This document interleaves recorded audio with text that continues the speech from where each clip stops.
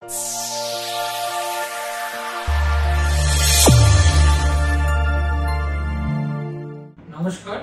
আমি doctor Sourav Kundu, consultant physician and ইন্টেন্সিভিস্ট।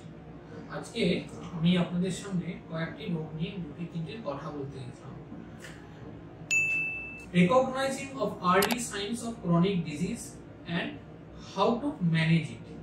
মানে chronic কোনো রোগ আপনার শরীরে যখন প্রবেশ করছে সেটা কিভাবে আপনি আর্লি সাইন দেখে বুঝতে পারবেন।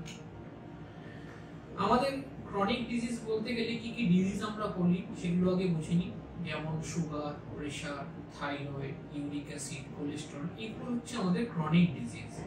কিছু কিছু সিমটম শরীরে আগে থেকেই আসতে শুরু করে, যেমন ইনক্রিজ পিপাসা, মানে জল তেষ্টা পাওয়া, বারবার মূত্রত্যাগ করা, রাত্রেবেলা বারবার বিছানা থেকে বাথরুম যাওয়া, এটা ডায়াবেটিসের আর্লি লক্ষণ। আনএক্সপ্লেইনড ওয়েট লস, আপনি খাওয়া দাওয়া ঠিকঠাক করছেন তারপরও একটা ওয়েট লস হচ্ছে, একটা থাইরয়েড অথবা সুগারের একটা লক্ষণ।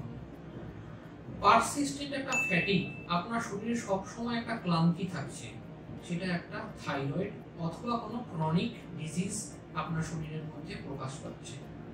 হাঁটতে গিয়ে সিঁড়ি ওঠানামা করতে গিয়ে একটু বুক ধরপড় করছে, সেটা আপনার অতিরিক্ত উচ্চ রক্তচাপ বা অন্য কিছুর কারণে হতে পারে।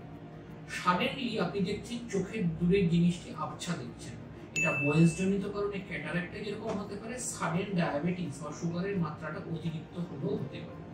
এই সমস্ত কারণগুলো সবার ক্ষেত্রে যে এক হবে তাও নয়, কাজেই আপনি রেগুলার বেসিসে ডাক্তারের কাছে যান এবং আর্লি সিমটমস অফ দ্য কিছু কিছু ক্রনিক রোগ সেগুলো ডাক্তারের সম্মতি অনুযায়ী চেক আপ করে ডাক্তারের পরামর্শ অনুযায়ী ডাক্তারের অধীনে চিকিৎসা করা।